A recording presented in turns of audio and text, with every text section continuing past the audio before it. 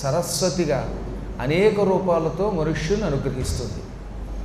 జ్ఞానము, వెలుతురు ఈ రెండింటిని ఇచ్చేటటువంటి దేవతకి సావిత్రి అని పేరు. మనిషి ఎప్పుడైనా తానెవరో మర్చిపోయి అజ్ఞానంలో తిరుగుతున్నప్పుడు అటువంటి వాడిని అనుగ్రహించే దేవతని సావిత్రి అన్నారు. తెలుసో తెలియకో మానవుడు భూమి మీద తన కర్మఫలం వల్ల ఒక జన్మెత్తాడు. ఈ జన్మెత్తిన తర్వాత వాడి కర్తవ్యం వాడికి తెలియక, అసలు నేను ఎవరిని, ఎందుకు పుట్టాను, ఏమి చేయాలి తెలియక ఏవేవో పిచ్చి పనుల్లో యావజ్జీవితం ఉదర పోషణతో గడిపితే అటువంటి వాడిని ఏమని పిలిచారన్నమాట, జాతి మాత్రం మానవుడు, అంటే పేరుకి మానవుడు వాడు, కానీ వాడు మానవుడు కాదు, 2 కాళ్ళు కలిగిన పశువు, ద్విపాద పశువు అంది వేదం.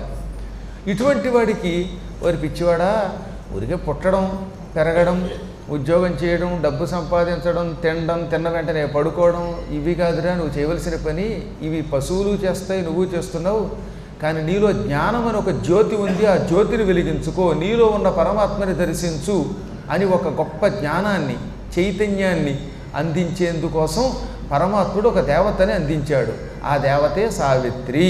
ఆ సావిత్రి ఉపాసన వల్ల జీవికి తానెవడో తెలుస్తుంది, అజ్ఞానం తొలగుతుంది, లోపల ఉన్నటువంటి వెలుతురు బయటకు వస్తుంది. అటువంటి ఆ దేవతకి, అంటే మనిషికి జ్ఞానం ప్రసాదించే దేవతకి సావిత్రి అని పేరు. ఆ సావిత్రి దేవతని ఎలా ఉపాసించాలో దేవీ భాగవతంలో అద్భుతంగా వర్ణించారు.